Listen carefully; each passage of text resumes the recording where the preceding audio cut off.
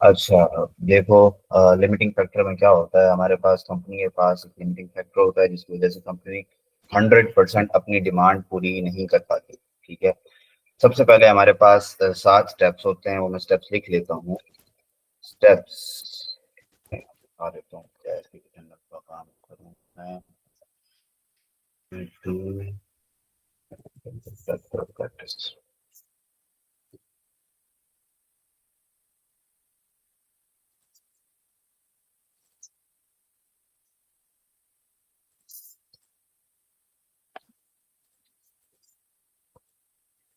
तो जो है मेरे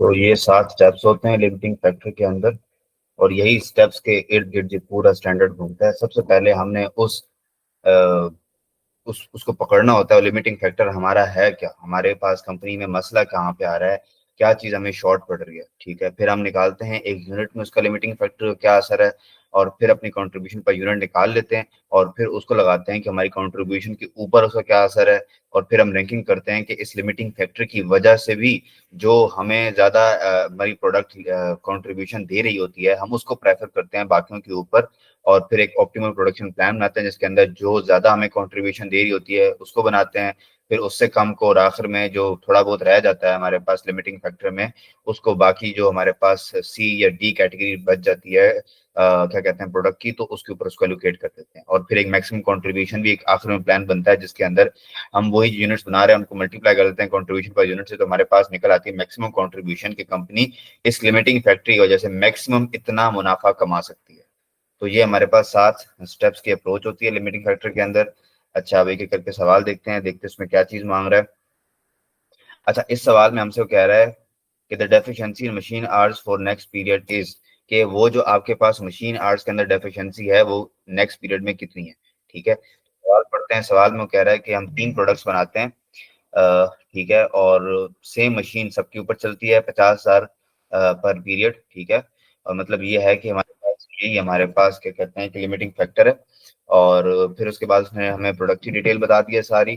ठीक है, और फिक्स कॉस्ट बता दी है, और फिर हमारे पास डिमांड भी इसके अंदर है, सेलिंग प्राइस भी इसके अंदर है, तो इससे कंट्रीब्यूशन फिर भी हम निकाल सकते हैं, और फिर हमारे पास उसने पूछा है कि डेफिशिएंसी कितनी होती है। तो सबसे पहले हम स्टेप बाय स्टेप चलते हैं। स्टेप 1, ये हमें पता चल गया है कि हमारा लिमिटिंग फैक्टर क्या है, वो है आर्ट्स। ठीक है, और फिर स्टेप 2, हमने जानना है लिमिटिंग फैक्टर पर यूनिट कितना है। उसने हमें पर यूनिट कॉस्ट दी हुई है, और पर आर रेट दिया हुआ है, तो उनको आपस में डिवाइड करेंगे तो मेरे पास आर्स पर यूनिट आ जाएंगे। ठीक है, लिमिटिंग फैक्टर पर यूनिट आ जाएगा। ठीक है, लिमिटिंग फैक्टर हमारे पास है आर्स, मशीन आर्स, और यूनिट इससे निकल आएगा कि एक यूनिट बनाने में कितने हमारे पास मशीन आर्स लगते हैं। तो हमारे पास प्रोडक्ट कौन कौन सी हैं, इन सब प्रोसेसस को हम डिटेल में पहले कर चुके हैं। अब सिर्फ क्या करना है कि उस डिटेल वाली जो पूरी स्टोरी थी उसके अंदर से हमारे काम की क्या चीज है, क्या रिक्वायर्ड है, वो निकालते जाएंगे, और हमारे पास आंसर आते जाएंगे। प्रोडक्ट सी, ये 3 प्रोडक्ट है हमारे पास, और हमें पता है कि एक जो प्रोडक्ट बनता है उसके ऊपर 48 की कॉस्ट लगती है मशीन आर्स की, और एक मशीन आर की कॉस्ट है 8। ठीक है, उसकी लंबी मिसाल के फॉर एग्जांपल एक एक हमारे पास मिसाल ले लो कि कोई भी चीज हम बनाते हैं, सपोज पेंसिल बनाते हैं, और उसके ऊपर 20 रुपए की कॉस्ट लगती है, और पेंसिल बनने में तकरीबन, मिसाल ले लो जस्ट सपोज कि दो किलो लगता है लकड़ी, 2 किलो लकड़ी लगती है, तो हम 20 को डिवाइड करेंगे, जो इसका रेट होगा मार्केट में पता चलता है कि 10 रुपए, तो 10 डिवाइडेड बाय 20 तो हमारे पास 2 किलो आ जाएगा। तो हमने वो किलो, वो आर्स यहाँ पे निकाल रहे हैं कि फॉर एग्जाम्पल टोटल जो हमारे पास प्रोडक्ट ए बनाने में अगर 48 की कॉस्ट लगती है, और 1 घंटे का हमारे पास कॉस्ट 8 है, तो डिवाइड करेंगे तो मेरे पास आवर्स पर यूनिट आ जाएंगे। तो आगे बढ़ते हैं।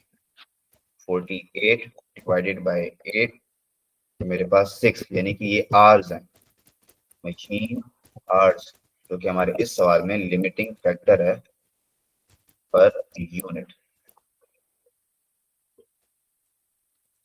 फिर हमारे पास अगली चीज 32 डिवाइडेड बाय 8, 4 घंटे लगते हैं प्रोडक्ट बी को बनने में, और 56 घंटे लगते हैं प्रोडक्ट सी को बनने में। सॉरी, 56 की कॉस्ट है और 8 एक घंटे की कॉस्ट है, तो टोटल 7 घंटे लगते हैं। ठीक है, तो ये तीनों प्रोडक्ट्स का हमारे पास क्या कहते हैं कि लिमिटिंग फैक्टर पर यूनिट आ गया। ठीक है, अब हम वैसे तो चाहें तो कुछ भी अगर वो रिक्वायर करता तो हम निकाल सकते थे, तो हमने बस ये देखना है कि हमें मसला कितने में आ रहा है। ठीक है, हम क्या करेंगे, टोटल निकाल लेंगे। ठीक है, टोटल इनको बनने में कितना लगता है, फॉर एग्जाम्पल अब इसकी डिमांड पे आ जाओ कि हमारा एक प्रोडक्ट बनने में, प्रोडक्ट ए बनने में 6 घंटे लगते हैं, प्रोडक्ट बी बनने में 4 घंटे लगते हैं, प्रोडक्ट सी बनने में 7 घंटे लगते हैं, और हमारे पास डिमांड है 3,000, 2,500, 5,000।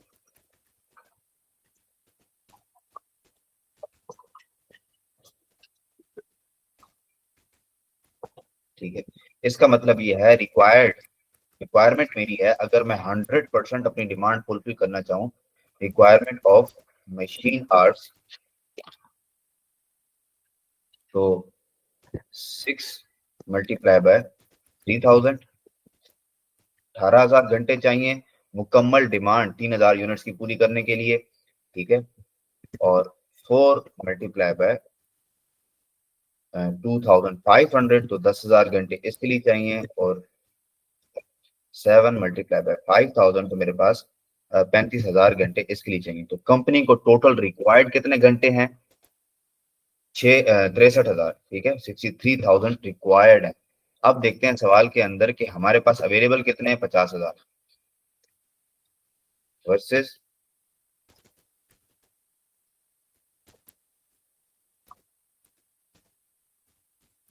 50,000 ये अवेलेबल। इसका मतलब ये है कि कंपनी के पास कितनी शॉर्टेज है, 13,000, ये डेफिशिएंसी है। और सवाल में ये हमसे मांगा है कि डेफिशिएंसी बताओ मशीन आवर्स की। ठीक है, तो उसने बाकी 3 इंफॉर्मेशन दे के उधर उधर घुमा दिया है, जबकि हमें निकालना ये था, आसान सी चीज। ठीक है, समझ आएगी।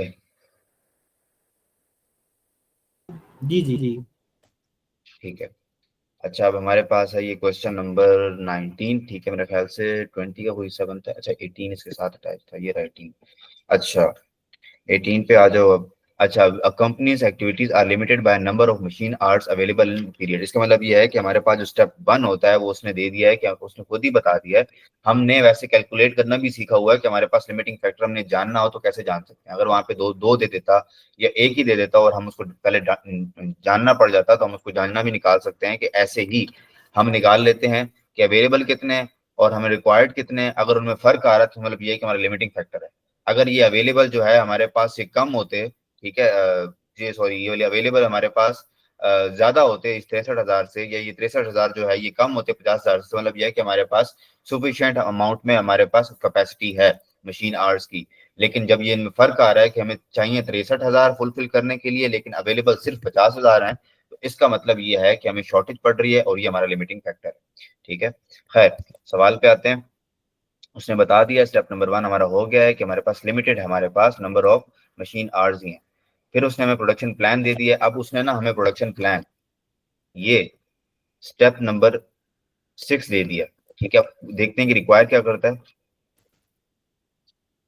वो हमसे ये यूनिट्स बता रहा है, कंट्रीब्यूशन बता रहा है, जस्ट कंट्रीब्यूशन पर यूनिट बता रहा है। ठीक है, और हमसे कह रहा है कि how many machine hours are available in the period. बहुत आसान सवाल। ठीक है, हमने क्या करना है कि हमें पता है कि एक तो मशीन आवर्स हमारा वो है, ठीक है, उसमें पूरा कंट्रीब्यूशन पर इस तरीके से हम क्या करते थे, हम इससे रिवर्स अगर हमने जाना हो, ठीक है, उसके अंदर हमारे पास ये यूनिट्स हैं, ठीक है, ये जो हमने बनाने हैं, ठीक है, और उसके बाद कंट्रीब्यूशन और कंट्रीब्यूशन पर मशीन आवर्स है।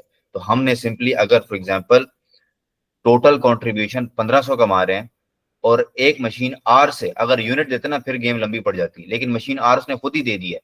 तो इसको इससे डिवाइड करते जाएंगे तो हमारे पास एक एक प्रोडक्ट की हमें आवर्स निकलते आएंगे कि हमें कितने घंटे चाहिए उसको टोटल बनाने में। इसको देख लेते हैं।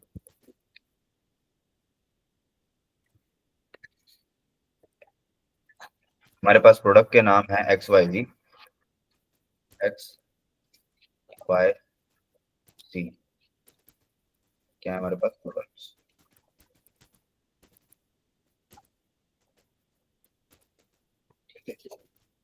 वो कह रहा है कि 100 यूनिट बेचने पे मुझे 1500 की कंट्रीब्यूशन मिलती है, और एक यूनिट बेच एक मशीन आर के ऊपर 5 की कंट्रीब्यूशन मिलती है। तो जिस तरीके से पिछले सवाल में हमने कंट्रीब्यूशन पर यूनिट को रेट पर आर के साथ डिवाइड किया था, तो हमारे पास टोटल आर्स पर यूनिट आ जाते हैं। इसी तरीके से टोटल कंट्रीब्यूशन को कंट्रीब्यूशन पर मशीन आर से डिवाइड करेंगे तो हमारे पास 100 यूनिट्स की कंट्रीब्यूशन, 100 यूनिट्स के आर्स आ जाएंगे। 100 यूनिट्स, क्योंकि ये जो है ना 1500, ये 100 यूनिट्स की है, ये एक की नहीं है। तो 1500 डिवाइडेड बाय 5, तो ये 100 यूनिट्स बनाने के लिए मुझे 300 मशीन आवर्स चाहिए। सेम 900 डिवाइडेड बाय 3, और फिर 800 डिवाइडेड बाय 2। इसका मतलब ये है कि टोटल मेरे पास 1000 आवर्स हैं जो हमारे पास लिमिटेड हैं। ठीक है। अच्छा, मजे की बात एक और बात बताऊं, ये अवेलेबल हमें पता चल गया। ठीक है। और उसने जब यहाँ बात की थी ना प्रोडक्शन प्लान की, अब प्रोडक्शन प्लान ये कॉन्सेप्चुअल सी बात है। प्रोडक्शन प्लान के अंदर वही कंट्रीब्यूशन होती है, वही यूनिट्स होते हैं जो ऑलरेडी हमने जो हमारे पास लिमिटिंग फैक्टर होता है उसके बाद उसको क्या कहते हैं इनकॉर्पोरेट करके निकाले होते हैं। ठीक है। ये मैक्सिमम हमारे पास प्रोडक्शन प्लान नहीं है। ठीक है। तो ये क्या, सॉरी मेरा मतलब है कि मैक्सिमम डिमांड वाला फुलफिल नहीं कर सकता ये, क्योंकि प्रोडक्शन प्लान बनाते ही हम ऐसे हैं कि हमारे पास एक लिमिटिंग फैक्टर है। हम अपनी सारी ख्वाहिश, हम अपनी सारे यूनिट्स नहीं बना सकते। हमें उनके हिसाब से रैंकिंग करनी पड़ती है कि किसको पहले बनाना चाहिए, किसको बाद में बनाना चाहिए, और फिर प्रोडक्शन प्लान बनता है जिसके अंदर जो सबसे ज्यादा बिकने वाले, सबसे ज्यादा कंट्रीब्यूशन देने वाले पहले नंबर बनाते हैं, फिर दूसरे नंबर बिकने वाले, और तीसरे नंबर पे, और फिर चौथे नंबर पे जाके वो जो अगर हमारे पास जो अवेलेबल बच जाते हैं लिमिटिंग फैक्टर्स के आर या केजीज या जो भी हमारे पास होता है लिमिटिंग फैक्टर, उसको डिवाइड करते हैं। तो इसका मतलब ये है अगर ये हमारे पास प्रोडक्शन प्लान गिवन है तो इसका मतलब ये है कि इसके अंदर ऑलरेडी, ठीक है, जो है हमारे पास मैक्सिमाइज्ड लिमिटिंग फैक्टर इन्वॉल्व है। तो हमारे पास ये जो है ना 1000, ये हमारे पास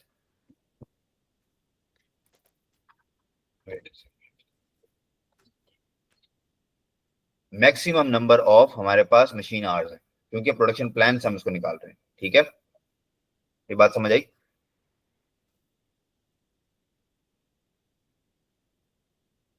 जाहिद? जी जी। सही है। अच्छा, 19 देख लेते हैं। अच्छा, VPLC manufactured and sales chairs. ठीक है। तीन उसके पास प्रोडक्ट्स हैं, चेयर्स, टेबल्स एंड बेड्स। ठीक है। उसके पास स्किल्ड लेबर हमारे पास है 2,86,000। अभी हमें ये नहीं पता कि ये हमारे पास लिमिटिंग फैक्टर है कि नहीं है। ठीक है।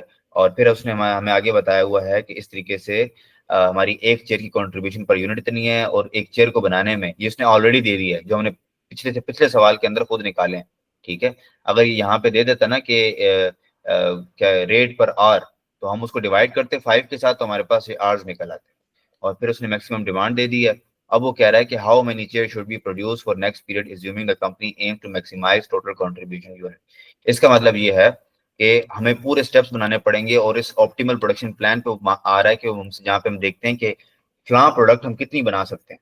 ठीक है। इस स्टेज पे आके हम ये चीज निकाल सकते हैं। इसका मतलब ये है कि हमें पूरे स्टेप देखने पड़ेंगे। सबसे पहले तो हमें देखना पड़ेगा कि हमारे पास लिमिटिंग फैक्टर क्या है। वो खुद ही बता रहा है कि हमारे पास स्किल्ड लेबर आर हमारे पास लिमिटेड है। ठीक है। फिर हमें लिमिटिंग फैक्टर पर यूनिट, ये उसने ऑलरेडी निकाल के दे दिया। ठीक है। फिर हमारे पास तीसरा स्टेप है कंट्रीब्यूशन पर यूनिट, ये पड़ा। फिर उसने कहा है कंट्रीब्यूशन पर लिमिटिंग फैक्टर। अब स्टेप नंबर 4 ये हम कैलकुलेट कर लेते हैं। 3 स्टेप उसने ऑलरेडी हमें करके दे दिए हैं।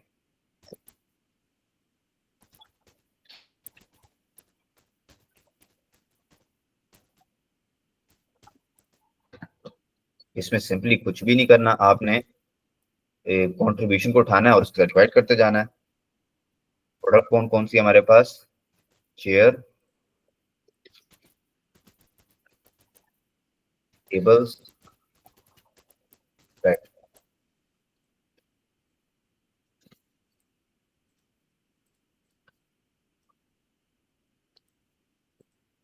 तो हमने क्या करना है, 5 ÷ 5, ये तो 1 हो जाएगा सीधा सीधा।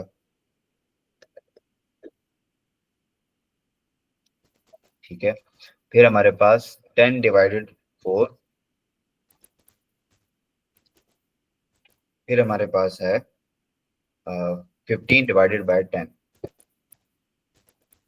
ठीक है, ये क्या है हमारे पास, कंट्रीब्यूशन पर लिमिटिंग फैक्टर। इसका मतलब ये है कि ये हमारे पास, अगर मैं यूनिट्स में लिखूंगा ऐसे ही समझाने के लिए, तो ये हमारे पास कंट्रीब्यूशन क्या है हमारे पास, डॉलर्स में, डॉलर,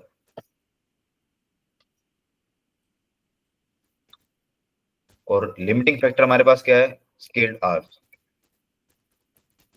ये वैसे ही समझाने के लिए एक्स्ट्रा बात है। ठीक है, ये हो गया। अब स्टेप नंबर हमारे पास 5 होता है रैंकिंग। अब अगर आप रैंकिंग करो तो पहले आप बनाओगे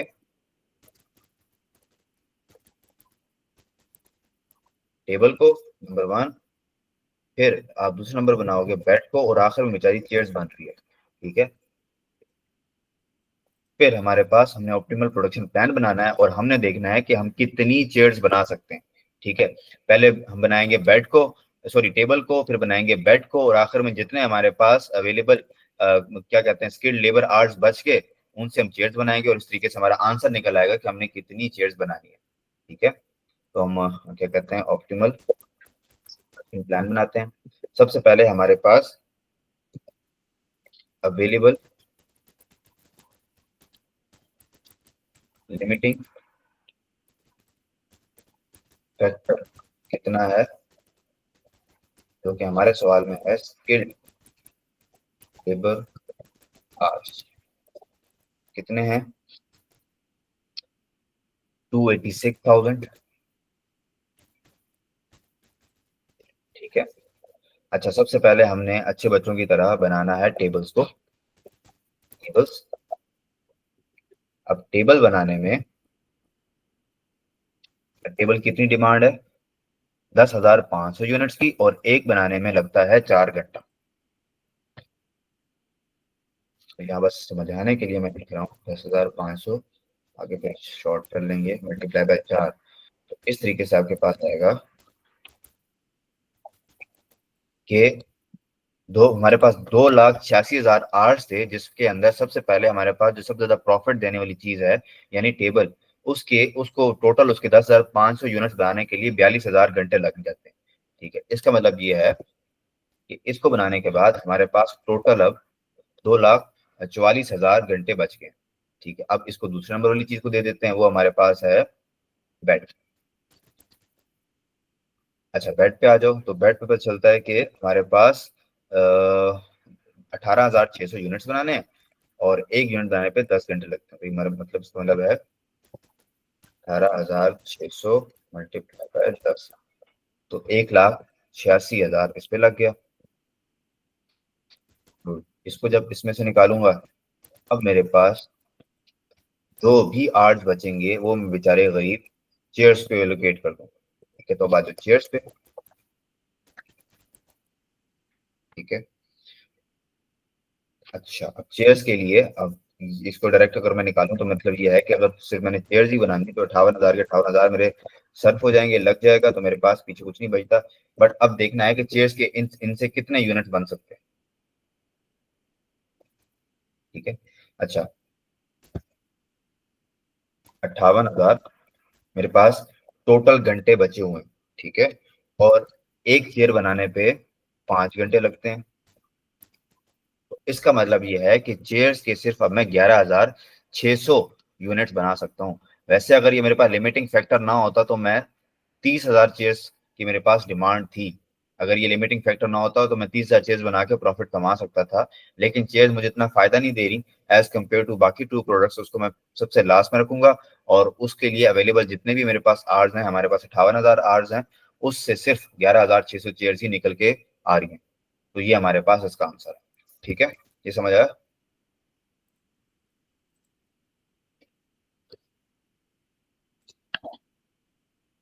जाहिद, सो रहे हो? No no sir. अच्छा, तो ये सवाल समझ आया? जी सर। गुड। अच्छा, हमारे पास अब क्वेश्चन नंबर 20 आ जाओ। 20 भी ऐसे ही है, देखो उसमें थोड़ा सा फर्क हो जाता है। अच्छा, वो उसमें क्या मांग रहा है पहले देख लेते हैं। कंपनी की लिमिटेड फैक्टर उसने बता दिया है कि वो है मशीन आर्ट्स। ठीक हो गया। अच्छा, उसने फिर प्रोडक्शन प्लान दे दिया है, सब कुछ गुड हो गया। खुद ही दे देता हूँ निकाल के। फिर हमारे पास है limiting labour hours are limited, इसने बता दिया कि 35,000 टोटल हमारे पास लेबर आवर्स हैं। ठीक है, ये बता दिया उसने। अच्छा, कोई और इन्वेंटरी नहीं है। If company schedule production in order to maximise what will be total contribution. Total contribution, सीधा सीधा अगर मैं स्टेप्स को रिकॉल करूं तो मुझे ले जाता है कि लिमिटिंग फैक्टर के अंदर आखिरी हमारे पास स्टेप होता है टोटल कंट्रीब्यूशन। इसका मतलब यह है कि इसने थोड़ी मेरी मदद की होगी पिछले, ताकि मैं आखिरी स्टेप तक पहुंच जाऊं। देखते हैं, सवाल करते हैं।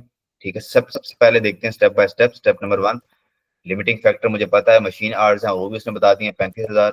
फिर लिमिटिंग फैक्टर पर आर, एक यूनिट बनाने पे कितने मशीन आवर्स लगते हैं। मैं सवाल में देखने में पता चल रहा है, हाँ ये उसने दे दिया है खुद ही के एक यूनिट बनाने पे 2 घंटे, 2 घंटे 1 घंटा और आधा घंटा लगता है ABC बनाने में। ये भी दे दिया उसने। फिर step number 3, contribution per unit, सवाल देख रहा हूँ तो ओह ये भी पता दे दिया उसने। ठीक है, कॉन्ट्रीब्यूशन पर लेबर और दे दिया। ठीक है, इसको आप मल्टीप्लाई करते जाओगे ना इसके साथ, तो आपके पास ये भी आ जाएगा। ठीक है, इसके साथ लेबर चार्ज के साथ तो आपके पास कंट्रीब्यूशन पर यूनिट भी आ जाएगा। फिर स्टेप नंबर 4 है कंट्रीब्यूशन पर लिमिटिंग फैक्टर, इसको फिर जो अमाउंट आएगी इसको डिवाइड करोगे इसके साथ, तो आपके पास ये स्टेप नंबर 4 हो जाएगा। फिर हम रैंकिंग करेंगे, फिर ऑप्टिमल प्रोडक्शन प्लान, और फिर हम देखते हैं कि हमारे पास कितनी कंट्रीब्यूशन बनती है। करते हैं इसको। सबसे पहले हम स्टेप नंबर 3 पे आते हैं, कंट्रीब्यूशन पर यूनिट निकालते हैं।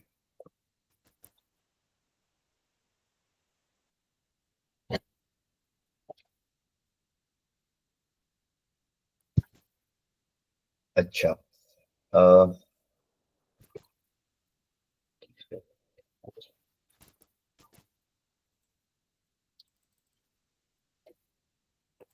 प्रोडक्ट्स हमारे पास हैं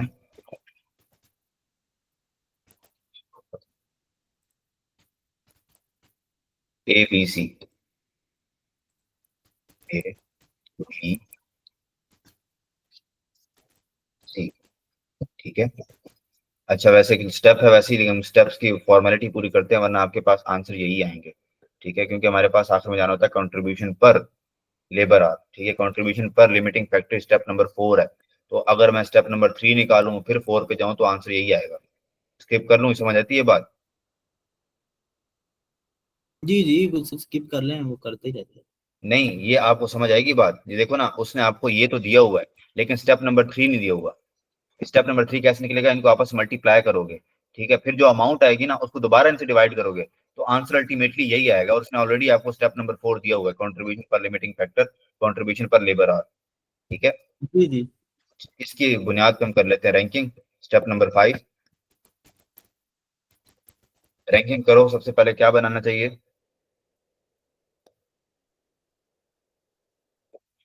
बताओ? हाँ जी। सबसे पहले क्या बनाना चाहिए रैंकिंग में? रैंकिंग करनी चाहिए ना, तो फिर जिसकी हाईएस्ट कंट्रीब्यूशन होगी उसको नंबर 1 देना चाहिए। हाँ, किसको देंगे फिर? तो फिर वो प्रोडक्ट सी आ जाएगा उसमें। हाँ, तो सी पहला नंबर, दूसरा बी का, और तीसरा ए का। ठीक है, तो हमारे उसने पिछले सारे जो स्टेप्स हैं उसने समराइज कर दिए ताकि हम साथ में तक पहुंचे। फिर अब बताना है ऑप्टिमल प्रोडक्शन प्लान। हमारे पास अवेलेबल कैपेसिटी कितनी है बताना। 35,000 है। ठीक है, गुड। 35,000। ठीक है, और सबसे पहले हम बनाते हैं सी को। तो सी के हमने बनाने हैं 10,000 यूनिट्स, और एक यूनिट के ऊपर लगता है आधा घंटा, तो 5,000 घंटे ये खा गया। पीछे बच गए मेरे पास 30,000 घंटे। फिर मैं बनाता हूँ बी को, और बी के बनाने हैं मैंने 20,000 यूनिट्स, और एक यूनिट के ऊपर लगता है 1 घंटा, तो 20,000 यूनिट्स। पीछे बच गए सिर्फ 10,000 यूनिट्स सी के लिए, ए के लिए। ठीक है,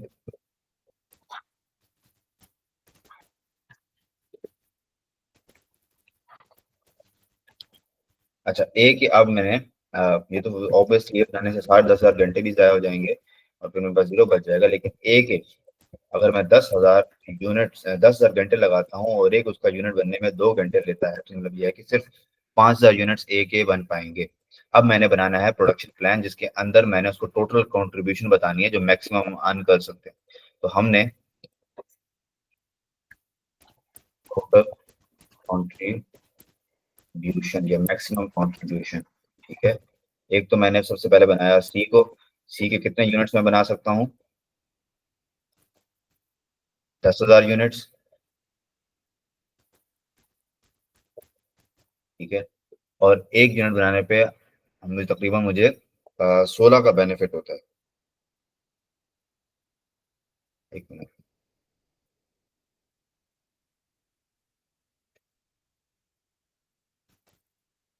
हम्म सी की अगर मैं बात करूँ ना तो सी के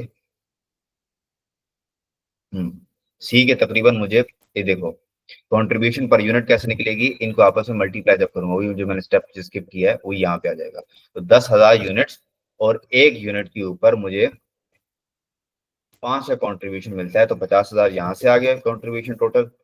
फिर बी पे आ जाओ, बी की कितनी यूनिट्स की डिमांड है? 20,000। और इसके मेरे पास 9 कंट्रीब्यूशन पर यूनिट है, तो तकरीबन 1,80,000 इससे कमाऊंगा। और आखिर में मेरे पास ए आता है। ए के लिए मेरे पास कितने यूनिट्स बना सकता हूँ? सिर्फ 5,000 ऊपर हमने निकाले, ठीक है। और ए की कंट्रीब्यूशन मेरे पास आ जाएगी 8 एक 8 दो 16। 16 कंट्रीब्यूशन पर यूनिट, ये हमारे पास टोटल हर प्रोडक्ट की कंट्रीब्यूशन आ गई। टोटल लेंगे तो मेरे पास टोटल या मैक्सिमम कंट्रीब्यूशन जो मैं ले सकता हूँ विद दिस लिमिटिंग फैक्टर, ये समझ आया? जी जी जी।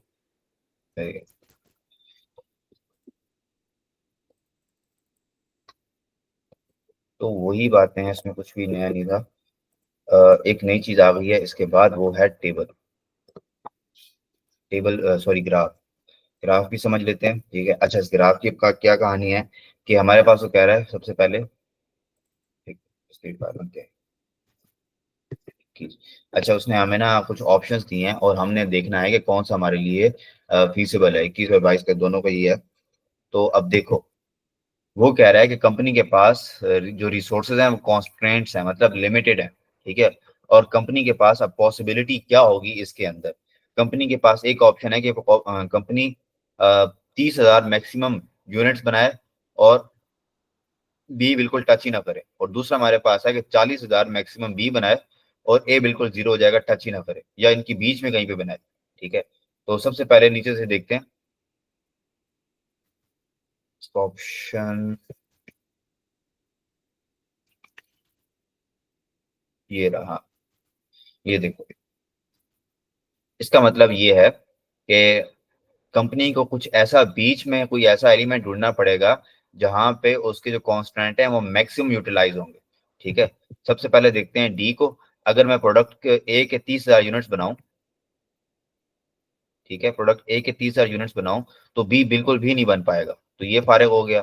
फिर सी हमारे पास है, अगर प्रोडक्ट ए के 30,000 यूनिट बनाऊं और बी की भी 40,000 यूनिट्स बनाऊं, ये तो बन ही नहीं पाएंगे कि अगर मैं इसके 30,000 यूनिट्स बनाता हूं तो बी तो बनेगा ही नहीं, उसकी कैसे 40,000 यूनिट्स बना पाऊंगा? वो तो जीरो होगा, ठीक है। और फिर हमारे पास बी है कि अगर मैं ए के कोई यूनिट ना बनाऊं, बी के 30,000 यूनिट्स बनाऊं। अच्छा, बी के अगर मैं यहाँ खड़ा हूं तो ए के 30,000 यूनिट्स में नहीं बना सकता, वो तो जीरो होंगे, ठीक है। तो इसका मतलब ये है कि एक ऐसी स्टेट मुझे ढूंढनी पड़ेगी जहां पे दोनों में बना सकूं। तो हमारे पास ऑप्शन ए है, जहां पे मेरे पास मैक्सिमम 40,000 की मेरे पास कॉन्स्ट्रेंट है, ठीक है। तो मैं क्या कर सकता हूँ कि 20,000 इसके बनाऊं, 20,000 इसके बनाऊं, तो ये यहाँ पे कुछ ग्राफ ऐसे बनेगा, ठीक है, जिसके अंदर मेरे पास मैक्सिमम मैं फुली यूटिलाइज कर सकता हूँ अपनी रिसोर्सेज को। अच्छा, अब हमारे पास पीछे रह गया है ये वाला 22। अच्छा, 22 समझ लेते हैं, 22 में क्या क्या रहा है। 22 थोड़ा डिफरेंट है ऑब्वियसली। अच्छा, इसके अंदर हमारे पास उसने मुख्तलिफ ऑप्शंस दे दिए हैं और हमने एक एक करके सबको देखना है। तो अच्छा, वो क्या कह रहा है, a factory is limited by amount of skilled labour hours, limiting factor बता दिया, स्टेप नंबर 1 निकल आया। और there are up to 50 available, पर उसने यही बता दिया कितने हैं, ठीक है। उसने ये साथ बता दिया है कि एक्स वाई जी हम बना रहे हैं, उसने हमें लिमिटिंग फैक्टर पर यूनिट भी बता दिया है कि एक्स के एक यूनिट बनाने में 1.1/4 आवर्स लगते हैं, यानी 25% आवर्स तकरीबन, और फिर हमारे पास ये आधा घंटा इस पे लगता है, 1 घंटा जी पे लगता है। और उसने, अब यहाँ मजे की बात समझने वाली ये है कि उसने कहा है अगर तो आप क्या कहते हैं कि 100 यूनिट्स बनाओ, ठीक है, सिर्फ 100 यूनिट्स बनाओ, तो एक्स जो है वो आपके क्या कहते हैं कि 8 उसकी कंट्रीब्यूशन होगी, ठीक है, मुनाफा कम होगा। लेकिन 100 से ऊपर बनाओगे तो मुनाफा जो है 12 हो जाएगा पर यूनिट, ठीक है। लेकिन इन दोनों के लिए सेम है, 100 बनाओ या 100 से ऊपर बनाओ या 100 से कम बनाओ, हर सूरत के अंदर मुनाफा सेम ही आ रहा है, कंट्रीब्यूशन सेम ही आ रही है। लेकिन इसके अंदर अगर तो 100 तक बनाए इंक्लूडिंग 100, तो 8 कंट्रीब्यूशन है पर यूनिट, और 100 से ऊपर जैसे से आप मजीद बनाओगे तो आपके लिए 12 होती जा रही है। अब हमने बनाना है क्या कहते हैं कि प्रोडक्शन प्लान मैक्सिमम, जिसके अंदर हम प्रॉफिट अर्न कर सकें। तो वही वाला स्टेप नंबर हमारे पास जो होता है 6। अब उसने कहा है कि क्या मैं करूं, कि किसके लिए मैं ये पूरा प्रोडक्शन प्लान बनाते हैं और फिर देखते हैं कि क्या सिर्फ वाई बनाना चाहिए, एक्स बनाना चाहिए, जेड बनाना चाहिए, या 100 यूनिट एक्स के बनाना चाहिए और बाकी हमारे पास जेड के लिए इस्तेमाल करने चाहिए। तो सारे देख लेते हैं। तो पहले हमारे पास स्टेप नंबर 1 उसने दे दिया, स्टेप नंबर 2 भी दे दिया, लिमिटिंग फैक्टर पर क्या कहते हैं यूनिट हमारे पास गिवन है, ठीक है। और फिर उसने हमारे पास कॉन्ट्रीब्यूशन पर यूनिट ये भी दे दिया हमें, ये सारे गिवन है कॉन्ट्रीब्यूशन पर यूनिट। और फिर हमारे पास स्टेप नंबर 4 ये करने वाला है, जिसके अंदर हम कॉन्ट्रीब्यूशन को डिवाइड करेंगे लिमिटिंग फैक्टर के साथ। तो स्टेप नंबर 4 से हमारी कहानी इस गेम में शुरू होती है। प्रोडक्ट्स के नेम है एक्स वाई जी, एक्स वाई सी,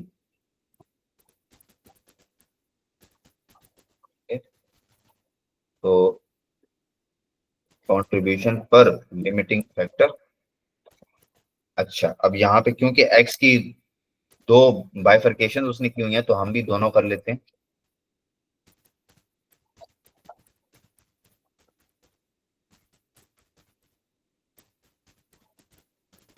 वाई भी लिखा हुआ शॉर्ट में। तो एक हमारे पास सिचुएशन है जिसके अंदर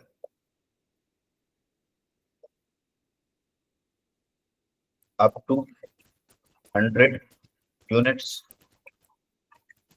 अबव 100 यूनिट्स सेम और ये मैंने लिखा है वाई और जी के लिए, क्योंकि उनके लिए कोई ऐसा कोई फर्क नहीं है, उन दोनों में हमारे पास एक ही कंट्रीब्यूशन है सबके लिए।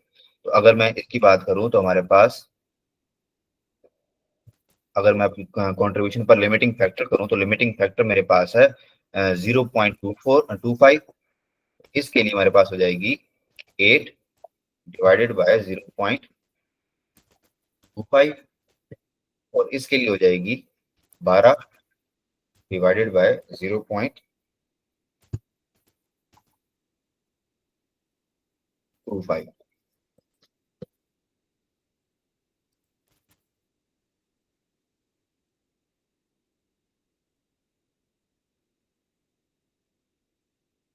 अच्छा, आगे बढ़ते हैं। फिर मेरे पास इनके लिए तो था ना 1.4, इनके लिए अब आधा आधा घंटा है, इनके लिए तो सेम है हमारे पास। इसको करेंगे 15 डिवाइडेड बाय 0.5, और इसको करेंगे, जिससे मैक्सिमम प्रॉफिट आएगा वो ऑप्शन होगा। हाँ वो तो निकालते हैं ना। मैं एक और चीज देख रहा हूँ, 15 होगा, 10 किया मैंने, हाँ। और फिर हमारे पास है 38। वो तो हमने रिक्वायरमेंट जान लिया ना कि हमने ये निकालना है।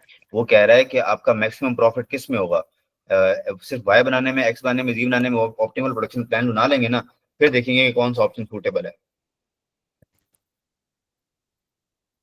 और इसके लिए हो जाएगा 38, एक ही कॉन्ट्रीब्यूशन है, ठीक है, और लिमिटिंग फैक्टर हमारे पास 1 है, जो 38 ही आएगा। तो ये मेरे पास स्टेप नंबर 4 हो, ठीक है। अब आ जाते हैं स्टेप नंबर 5 पे। स्टेप नंबर 5 क्या है, रैंकिंग करनी है। इसमें टच ये है नया कि उसने एक्स के क्या कहते हैं कंट्रीब्यूशन पर यूनिट अलग अलग दिए हुए हैं, ठीक है। तो ये हमारे पास इसमें नई बात है। तो हमारे पास सबसे पहले हमें बनाना चाहिए, जस्ट अ सेकेंड,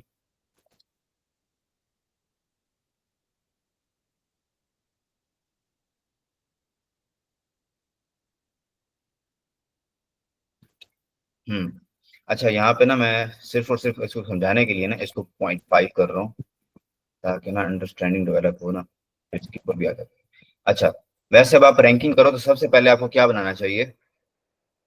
तो हमें सबसे पहले जेड बनाना चाहिए, फिर दूसरे नंबर पे ये बनाना चाहिए, और सी अपने दोनों यूनिट्स के साथ तीसरे नंबर पर बन रहा है। ठीक है, दोनों सिचुएशन के साथ, दोनों बाइफिकेशन के साथ। तो हमारे पास जेड सबसे पहले बनना चाहिए, तो हम अपना जो हमारे पास रवायती ऑप्टिमल प्रोडक्शन प्लान बनता है वो बना लेते हैं, जिसके अंदर हमारे पास अवेलेबल कैपेसिटी होती है। अच्छा, इसको ना आप थोड़ा डिफरेंट तरीके से कर लेते हैं, इसको ये कर लेते हैं कि अब देखो, हम ऑप्शन बाय ऑप्शन चलते हैं, देखते हैं कि किस में हमारे पास प्रॉफिट ज्यादा हो रहा है। ठीक है, पहला हमारे पास ऑप्शन है कि सिर्फ वाई बना है। इसका मतलब यह है कि मेरे पास लिमिटिंग फैक्टर्स है 50 घंटे। ठीक है, अगर मैं सिर्फ और सिर्फ ये 50 पे लगा दूं और एक बनाने में लगता है आधा घंटा, तो मैं लिख दूं ऑप्शन ए, वाई ओनली अगर मैं करूं तो 50 घंटे और एक यूनिट बनाने में लगता है आधा घंटा। तो इसका मतलब यह है कि मैं 100 यूनिट बना सकता हूँ, क्या कहते हैं, वाई के। और वाई का मुझे फिर बेनिफिट कितना होगा, एक कंट्रीब्यूशन कितना मिलता है, 15। 100 × 15, तो मेरे पास वाई बनाने से कंट्रीब्यूशन या प्रॉफिट आएगा 15। अब आ जाते हैं ऑप्शन बी पे। ऑप्शन बी है कि अगर मैं एक्स बनाऊं सिर्फ, तो वो देख लेते हैं। ठीक है, अच्छा, एक्स के मेरे पास कितने आवर्स कितने अवेलेबल हैं। अब मैं देख लेता हूँ कि मेरे पास टोटल अवेलेबल आवर्स हैं, क्या कहते हैं, 50। तो एक्स बनाने पे लगता है, सपोज मैंने यहाँ मिसाल ली हुई है कि आधा घंटा लगता है इस पे भी, तो मैं तकरीबन 100 यूनिट्स ही बना सकता हूँ। ठीक है, तो अब मैंने जब ये प्लान देखा तो मुझे नजर आता है कि 100 यूनिट बनाने तक तो कंट्रीब्यूशन 8 ही होगी। ठीक है, तो 100 × 8, तो इसके बनाने से मुझे बेनिफिट होगा 800 का। और फिर हमारे पास ऑप्शन जी है, इस ऑप्शन को देख लेते हैं, ऑप्शन सी के जो हमने सिर्फ जी प्रोडक्ट्स बनाना है, जी ओनली। अच्छा, इसके हमारे पास घंटे 50 हैं और एक बनने में लेता है पूरा 1 घंटा। इसका मतलब ये है कि सिर्फ 50 बन पाएंगे, और 50 × इससे प्रॉफिट कितना होगा, 38 का, बड़ा प्रॉफिट। तो हमारे पास सबसे ज्यादा प्रॉफिट हो रहा है जी के बनाने में। ठीक है, और अब हम देख लेते हैं ऑप्शन डी को, ये थोड़ा डिफरेंट है। इसके अंदर वो कह रहा है कि 100 यूनिट्स बनाओ आप एक्स के। ठीक है, अब मजे की बात, मैं बना ही मैक्सिमम 100 यूनिट सकता हूँ एक्स के। ठीक है, तो इसका मतलब यह है कि प्रॉफिट 800 का आ जाएगा। ठीक है, मैक्सिमम बना ही मैं 100 यूनिट सकता हूँ, तो उसके ऊपर की जो बात है कि रिमेनिंग जेड के ऊपर, तो जेड के ऊपर और बना ही नहीं सकता, क्योंकि मेरे पास 50 घंटे हैं और 50 के 50 ही लग जाते हैं 100 यूनिट बनाने में, और उससे मुझे 800 का ही बेनिफिट होना है, तो ऊपर वाली कोई चीज तो बना नहीं सकता। तो इनमें कौन सा फीसिबल ऑप्शन है हमारे पास, ये 1900, कि मैं सिर्फ और सिर्फ जेड बनाऊं और उससे 1900 का बेनिफिट मुझे होगा।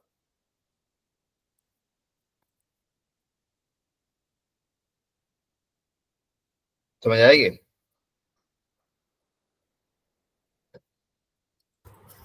जी जी।